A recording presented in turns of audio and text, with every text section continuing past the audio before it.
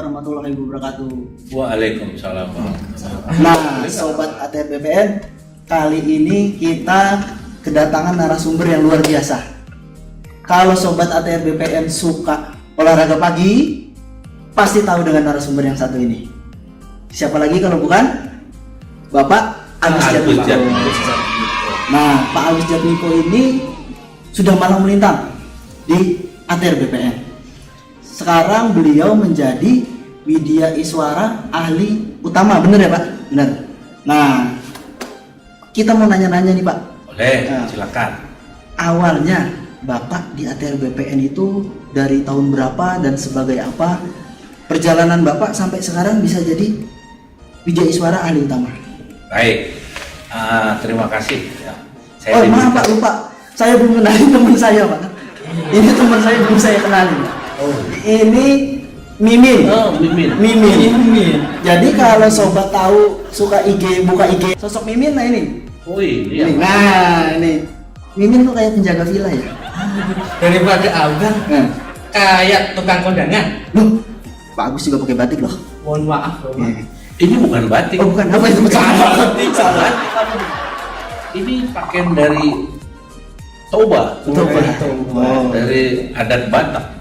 Beragam, keanekaragaman suku adat. Jadi batik ada, dari Toraja pun ada. Bukan Toraja, dari Batak. Dari Batak. Mohon maaf. Kan lupa kan tadi? Tenun dari Batak. Sampai mana tadi kita? Sampai, mohon maaf. Ini apa ya maksudnya ya? Apa? Ini apa ini? Logo apa ini? Oh ini logo. Oh kamu tahu ini ada logonya kan tadi lagi dipakai. Gini. Ini udah skenario ya? Bukan gitu. Apa? Saya merasa ada yang aneh. Gimana? Ada logo seperti ini. Ini Untuk tandanya apa ya? barang ini sudah diinventarisasi oleh BUMN. Jadi ini kemarin orang BUMN datang, semua ditempel-tempelin, sobat. Sampai bola-bola itu satu-satu ditempel. Wah, luar biasa. Apa luar biasa? Satu-satu ditempel. Satu-satu ditempel. Gitu Bapak. Ini Pak Agus kapan ngomong? Dari tadi kita ngomong. Iya Pak. Tadi sampai mana Pak? Aduh, saya juga. Enggak. Oh perjalanan Bapak. Oh. Awalnya. Iya. Maklum, Iya. sudah mulai meninggalkan dunia ini. Iya. Wah. Ini pakai lagi. Kita pakai lagi. Iya gimana? Ya, baik. Terima kasih saya diberikan kesempatan untuk menjelaskan biografi saya. Karir saya dimulai dari tahun 1980 sebagai honorer menjadi petugas ukur. Kemudian pada tahun 1982 saya diangkat jadi PNS sebagai juru ukur golongan 2. Karir saya pada tahun 1988 berpindah ke Biro Umum. Jadi saya sudah beberapa dekade ke pemerintahan dari zaman Soeharto, enak zaman Kuto, sampai ke sekarang itu Pak Joko Widodo, yang beliau juga smart ya. Berakhlak ya Pak. Berakhlak, sekarang ini sudah berakhlak, dulu macam-macam ya. Pada saat saya di Biro Umum, karir saya sudah menamatkan S1, kemudian saya menjadi pejabat eselon 4. Waktu itu menangani tadi, kenapa ada logo BPN.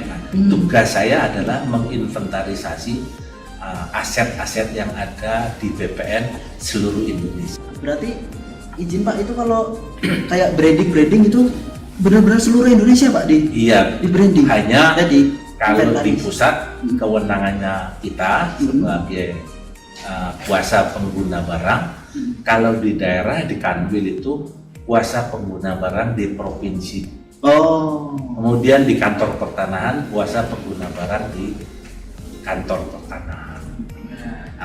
Seiring berjalan waktu, saya menjadi pejabat eselon 3, menjadi kepala bagian inventarisasi kekayaan negara. Karir saya di sana mulai.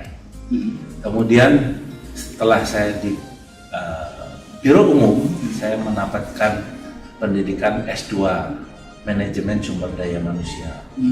karena saya butuh ilmu hukum, maka saya kuliah lagi di Fakultas Hukum. Nah, seiring berjalan waktu, karir saya juga di sana menangani pengadaan barang dan jasa. Ya.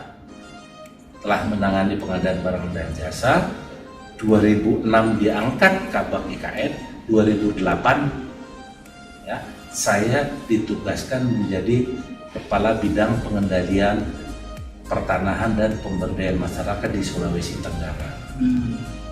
Melalui proses jalur biasa mengajukan sebagai widya suara. Waktu itu pangkat saya sudah 4B, tetapi karena angka kreditnya saya disetarakan dengan 4A. Jadi untuk naik pangkat dari 4A ke 4C membutuhkan waktu 5 tahun. Nah, selama saya menjadi widya suara, saya banyak berkecimpung baik sebagai narasumber pengadaan barang dan jasa di LKPP, Lembaga Kebijakan Pengadaan Barang dan Jasa. Saya juga sebagai widya suara atau pengajar di waktu itu masih Pusdiklat Kementerian ATR BPN. Kemudian ada perubahan menjadi Pusat Pengembangan Sumber Daya Manusia. Dan pangkat saya sekarang sudah menjadi 4D. Bayangkan dari golongan 2A sekarang sudah 4D. Mungkin nanti pensiun kalau ada 4F, saya bisa 4F. Tapi karena terbatas hanya sampai 4E, ya mungkin pensiun 4E. Tomingse dong Pak kalau 4F. Ya. Apa itu? Itu apa? Ada yang 4F dulu ada. Oh, F4. Oh F4 ya sama. Kirain 4. Iya, 4 itu. Ya. Terus itu kira-kira karir saya. Jadi saya selalu memberikan motivasi kepada yang golongan 2 yang petugas ukur, karena saya ngalami sampai bisa menjadi 4D. Saya memberikan motivasi untuk mereka untuk mengembangkan kompetensinya menjadi seorang ASN yang unggul. Ini izin Pak, izin Pak. Bapak dari tadi itu ngomong sambil megangin Memang ujung sengaja headset. saya pegang. Oh, berarti headsetnya nggak nyolong nih Pak? Enggak. Oh, mau dipakai. Belum ada perintah. Oh iya, berarti properti aja dong Pak. Kita sama dong. Sama. Nih, masih belum dicolok ternyata. Iya, ini saya pegang aja. Mau dibuka Tadi aja, mau saya colok. Mau saya colokkan tapi belum ada perintah gitu. Oh iya. Ngomong-ngomong, Iya. saya pakai jaket Heeh. Humas tapi SDM. Heeh. Abang ini mana jaketnya? Nah, ya udah pakailah. Ya gitu Daripada loh. saya Biar gak kayak undangan lagi. Ya, makanya tadi saya bertanya, di hati saya bertanya, ini yang pakai jaket humas yang jadi diwawancara, tapi yang mewawancarai kok nggak Iya, pakai iya. jaket humas. Makanya itu. Ini jaketnya baru datang dari laundry Pak. Oh, apa cuma ada satu? Ada lagi Pak, ada lagi satu lagi. Cuman yang Tapi pakai- sempit. Ini Pak, Ya, yang kameramen kita Pak. Perlu saya sorot? Nggak usah. Oh, gak mau. Oke, Jadi tadi terakhir sampai ASN unggul Pak. ya. Nah, saya pernah dengar ini sekarang kan kita lagi gencar-gencarnya, ya mungkin sebenarnya bukan sekarang sih Pak ya, dari sebelum-sebelumnya juga ya, tentang ASN muda unggul Pak. Ya. Nah, pertanyaan saya, ASN muda unggul itu kenapa ada kata-kata muda Pak di awal itu? Apakah yang unggul itu harus yang ASN muda saja, yang tua nggak boleh unggul apa gimana? Sebetulnya yang muda sudah unggul, yang tua sudah unggul. Yang tua sudah unggul. Cuma Oh. kenapa yang muda harus unggul? Karena nanti sebagai generasi penerus. Kalau generasi yang sekarang itu kan istilahnya sudah sudah sebentar lagi pensiun, alias meninggalkan dunia hitam. Rambutnya sudah mulai putih, Jadi berambut ya putih kan? ya Pak ya. Iya. Pendekar putih nanti. Putih, kemudian memang pengalamannya sudah banyak, tetapi kan perlu ada regenerasi sehingga diperlukan ASN muda unggul. Bagaimana menerapkan ASN muda unggul? Ya, salah satunya adalah melakukan pendidikan dan pelatihan di PPSDM. Seperti itu luar biasa. Ya, Bang, seperti itu. Ngomong-ngomong muda nih, Pak Agus Jatmiko ini masih seperti anak muda loh. Jadi beliau ini sering jogging, dan kalau jogging itu muter itu sampai berapa kilometer itu luar biasa. Nah, menurut Bapak sendiri seberapa penting sih Pak kita untuk tetap berolahraga di era pandemi ini Pak? Ya, untuk berolahraga itu hukumnya sebetulnya buat saya wajib. Kenapa? Satu, sebagai seorang widyaswara itu harus terlalu fit dimanapun ya, mau mengajar baik itu melalui e-learning maupun melalui on class itu harus fit, sehingga olahraga itu wajib. Ya, kenapa saya sering jalan pagi? Karena itu suatu kebutuhan.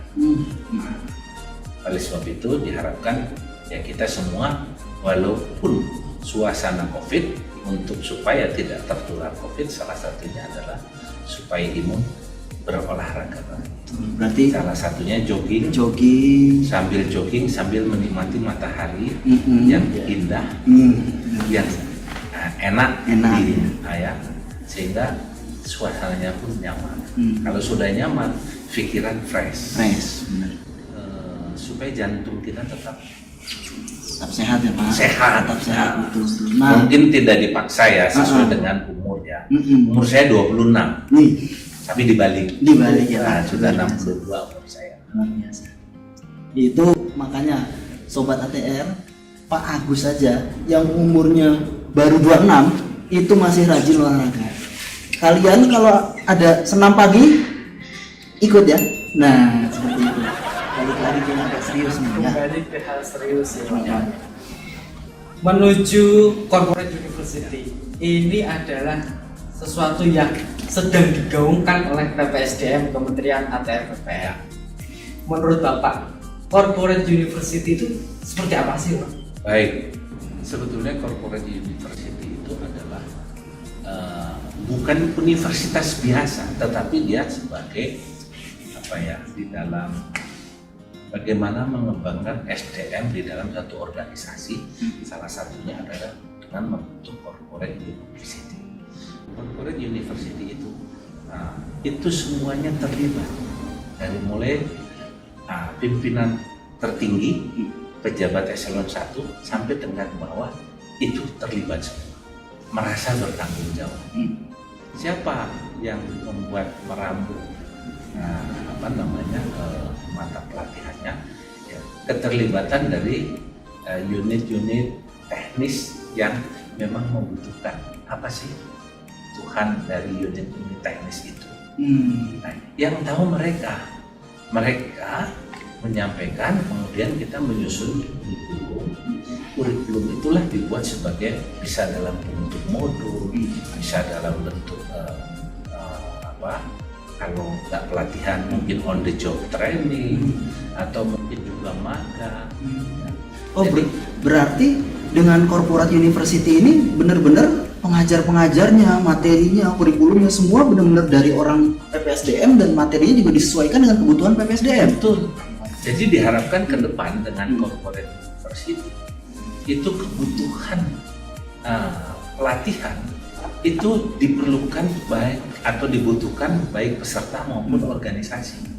Organisasi membuat kurikulum atau pelatihan-pelatihan sesuai kebutuhan organisasi, sementara pesertanya pun memang butuh itu. Jadi dua-duanya saling membutuhkan. Siapa yang menjadi narasumbernya? Jadi bisa dari widyaswara. Bahkan widyaswara sekarang ini memang tugasnya lebih berat dari yang sebelumnya. Widyaswara itu dia berusaha untuk mengidentifikasi dengan tim teknis apa sih kebutuhan-kebutuhan untuk peningkatan SDM. Setelah itu baru dibuat diramu baik kurikulum maupun modul-modul pelatihannya. Apakah pelatihannya harus on class? Tidak selalu. Bisa juga dengan e-learning. Mereka belajar mandiri dengan MOOC, bisa juga distance learning, ya, belajar dengan e-learning kemudian dikombinasikan dengan on class. Bisa juga di kampus kalau itu memang pelatihan-pelatihan itu bersifat teknis, tidak bisa jadi harus tatap muka. Jadi tergantung kebutuhan. Apakah harus pelatihan? Tidak selalu. Bisa juga on the job training, kemudian magang. Di dalam on the job training atau magang itu diperlukan seorang pemimpin yang memenuhi atau mempunyai kemampuan untuk sebagai coaching, mentoring, dan satu lagi adalah counseling. konseling. Kalau itu sudah bisa, ya mungkin bukan hanya pejabat sirkular saja, BD Suara pun sekarang sudah dilengkapi gitu. Kemudian apakah asesor perlu? Asesor tugasnya adalah untuk menguji kompetensi para ASN muda unggul, apa sih gap dari latar belakang mereka untuk dapat menyelesaikan tugas antara kebutuhan kompetensi dengan kompetensi yang mereka sudah peroleh. Nah, gap itulah yang nanti disampaikan kepada kita, kemudian didiskusikan dengan unit-unit teknis, jadilah satu kurikulum yang diperlukan oleh instansi maupun peserta. Berarti benar-benar saling terkait antara Korpu dan ASN muda unggul. Berarti ada konsep link and match gitu. Iya, betul. Jadi corporate university itu adalah salah satu cara untuk menelurkan SDM tadi Muda ASN muda unggul. muda itu saling terkait. Menurut Bapak, untuk saat ini kesiapan kita itu baik dari SDM-nya, sarana prasarana dan segala macam, apakah sudah siap untuk menjalankan itu atau masih perlu konsolidasi lagi? Konsolidasi apa? Penguatan lagi itu seperti apa, Pak? Baik, kalau dari sisi sarana dan prasarana kita sudah mengarah ke sana. Karena kita sudah menggunakan LMS, ya, sudah pembelajaran kita sudah e-learning. Kemudian media suara juga sudah siap. Yang mungkin perlu konsolidasi adalah materi-materi untuk peningkatan kompetensi peserta untuk menjadi ASN muda unggul.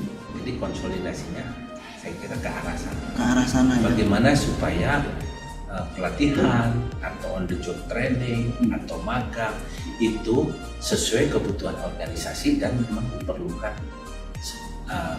ASN yang dalam melaksanakan tugas, sehingga muncullah ASN muda unggul yang berinovasi. Nah, Gantian nanya, ayo. sebentar. Iya. Nah, berarti seperti itu adalah strategi manajemen yang perlu dikelola kembali ya Pak ya. Sehingga dari link and match itu sehingga akan memunculkan output SDM ATR BPN yang unggul ya, gitu sobat ATR BPN. Nah, sebelum kita mengakhiri Bapak perbincangan pada sore hari ini Ya. ada pesan-pesan yang dipesan Bapak kepada ASN muda unggul ATR BPN seperti apa Pak? Baik, harus berakhlak. Seperti ini berakhlak nih baru. Cuman saya penjelasan secara detailnya ya mungkin perlu ada apa ya? Ada konsolidasi lagi, Pak. Konsolidasi secara khusus di diskusi yang lainnya. Betul. Nanti mungkin kita bisa angkat di next. Iya. Topik. Tapi memang untuk ASN muda unggul pertama diharapkan mereka perlu memahami. Sobat ATR BPN, barusan tadi penjelasan lengkap dari Pak Agus Jatmiko, apa itu ASN muda unggul, apa itu Korpu, integritas, pokoknya segala macam luar biasa penjelasannya. Jangan lupa Apa? like, subscribe dan komen. Kalau ini tayang di YouTube ya, kalau ini tayang di YouTube. Iya pasti tayang dong. Iya harus tayang. Harus tayang dong. Soalnya apa Pak? Dari konten-konten kita yang sebelumnya, kalau ada dianya nih Pak, itu pas masuk di YouTube ke banned Pak. Oh gitu. Iya. Wah. Tiba-tiba nggak bisa. Apa itu? Pokoknya kalau ada dianya Pak, Berarti itu ke banned. nggak boleh. Iya, makanya mungkin mudah-mudahan nanti ini, tapi Masuk YouTube ya? Harus tayang. Harus tayang. Kalau mau masuk YouTube ini Ya nanti saya delete blur dulu. mukanya saya blur ya Pak. Iya, Kalau mau masuk YouTube mukanya saya Kita blur. aja yang berdua yang ada kan? Iya, bener. Iya. Kita sama-sama nih Pak. Kita bilang yang pertama menuju corporate university, kemudian yang kedua mencetak ASN muda unggul. Oke, Baik. siap? Siap. Oke.